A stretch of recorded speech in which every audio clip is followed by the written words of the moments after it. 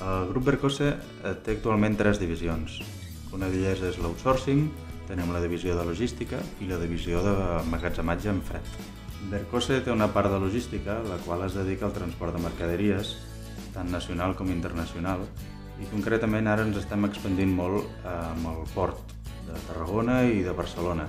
Tenim una flota de 25 vehicles, una bona part estan fent transports a nivell nacional i una part concretament dins el port de Tarragona.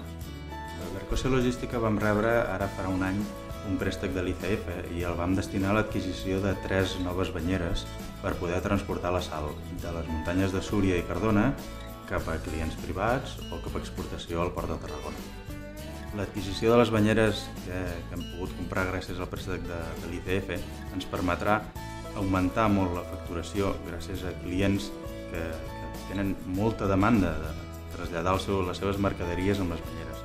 Vam optar pel finançament a través de l'ICF degut a la possibilitat de la devolució d'aquest préstec a llarg termini i sense haver d'incloure les garanties personals dels socis.